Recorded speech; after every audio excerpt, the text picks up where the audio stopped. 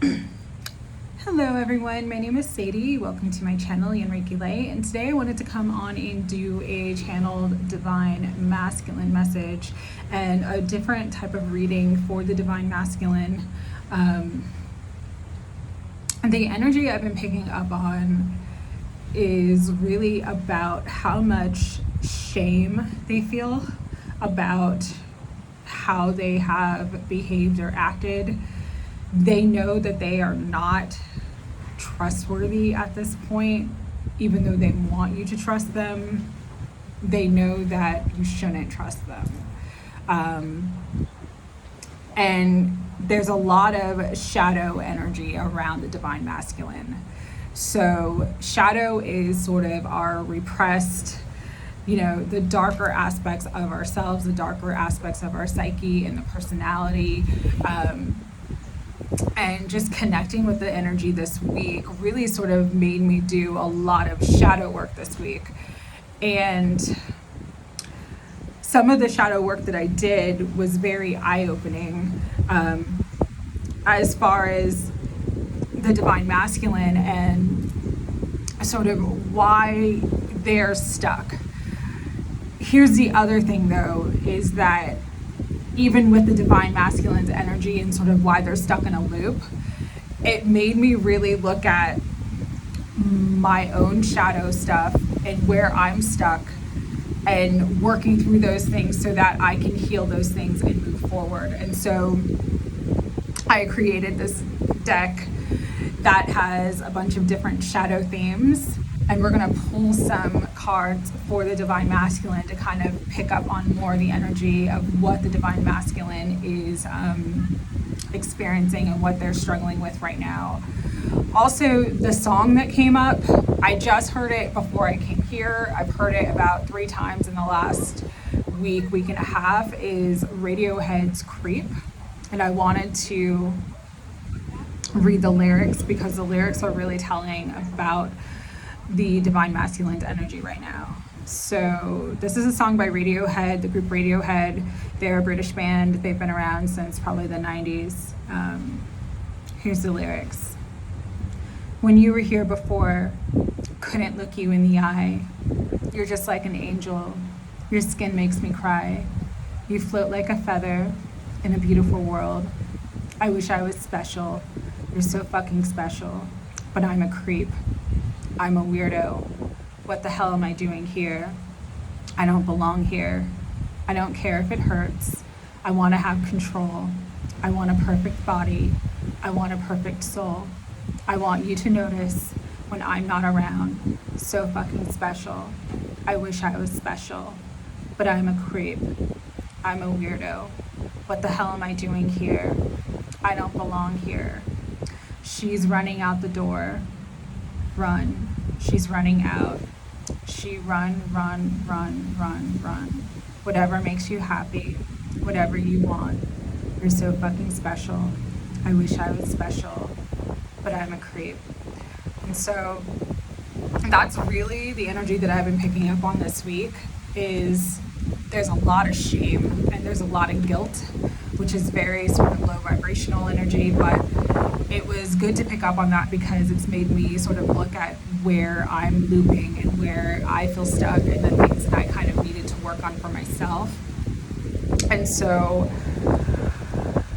with that, I would just say right now the best thing you can do, especially for everyone who's in a situation where you're feeling like really frustrated on your twin flame journey, is just to focus on yourself. Focus on what can bring you healing, what can bring you relief, what can bring you peace right now. The divine masculine has to go through all their stuff to get to a certain point. We've all had to go through all our stuff, dark nights of the soul, tower moments. This is all part of this path. It does lead you to something deeper, something better. It does lead you to a deeper understanding of, who you truly are. But while you're going through it, it can be brutal. And so a lot of them are in this sort of really dark shame, guilt, dark night of the soul, you know, just feeling a lot of not just regret, but just it's more than regret. It's like they feel like a loser. They feel like they've completely messed everything up. They feel like they're not worthy. So unworthiness is a big one that's come up a lot. Self-sabotage is a big theme that's come up a lot. So I'm going to tap deeper into the energy now with these cards. And I just want to do sort of like a trigger warning, and I'll put trigger warning on the video. So these cards are all different types of, you know, shadow aspects that are playing out right now in the collective, you know, personally and collectively. They could be, addiction is the one that just flew out. So we'll keep that in mind. But with shadow aspects, especially when it comes to your divine counterpart, they mirror you, you mirror them. Some are dealing with mental illness, father wounds. And so just know that some of these shadow aspects that I'm pulling for the divine masculine could be things that you're dealing with personally right now too. Ownership. And I'll explain sort of everything once I've finished pulling cards. I'm going to pull 6 cards, and then I'll pull 6 tarot to clarify. So overactivity, violence, and mother wound. So that's what came out. Start with the first, addiction. And this is really common for a lot of divine masculines. It could be addiction to drugs and alcohol. It could be sex addiction and just addiction to the chase. The addiction to, you know, drawing people in, getting people to like them, getting people to want them, and then being sort of cutting them off and being completely emotionally unavailable. That is because of their wounds. I mean, both father and mother wound came up. With father wound, I automatically am getting an absentee father, or a father who just was like completely emotionally unavailable.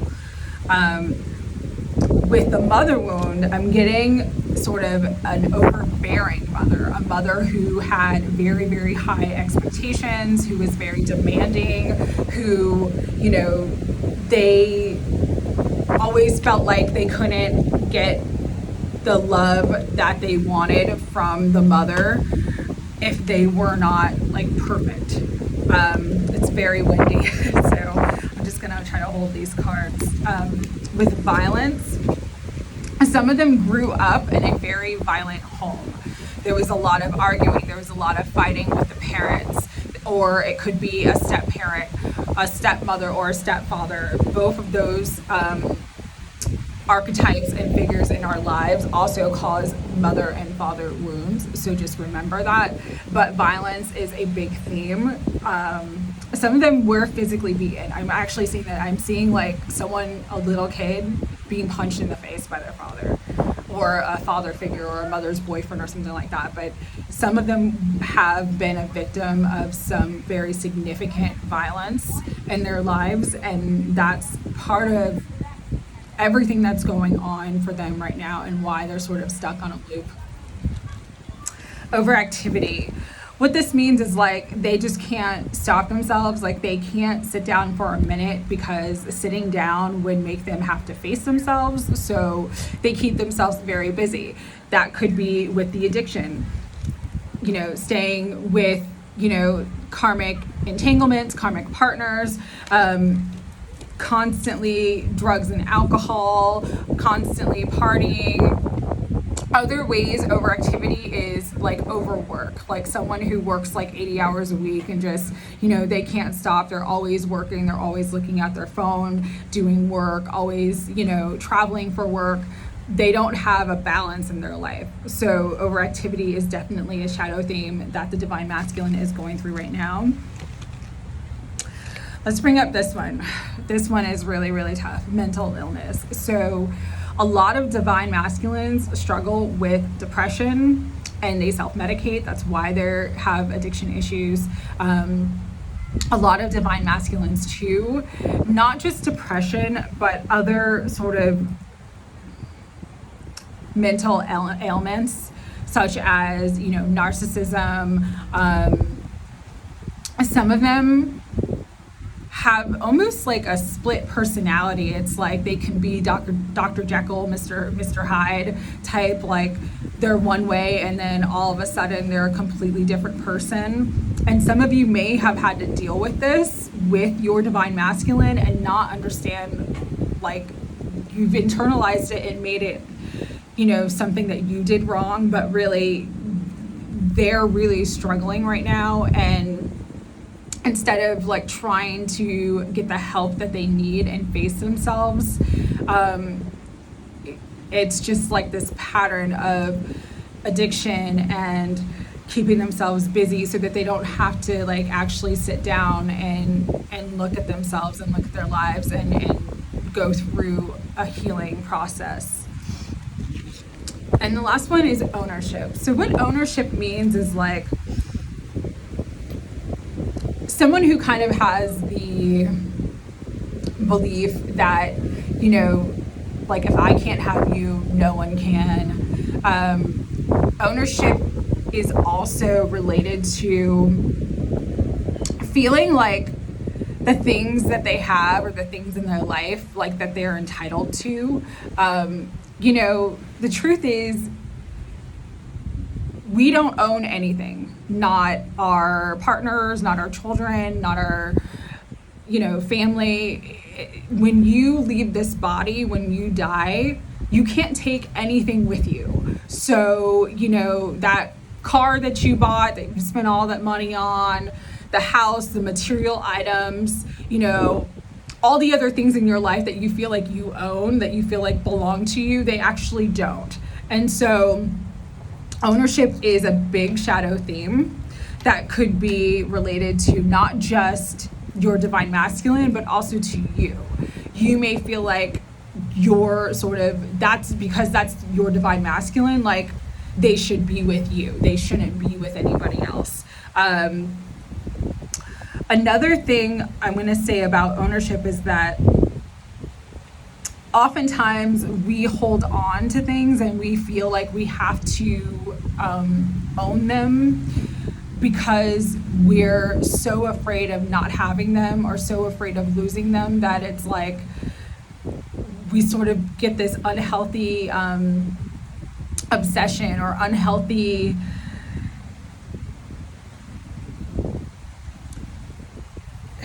behavior attached to that thing in our life. It's like, you know, if you've ever heard that expression, if you love something, let it go.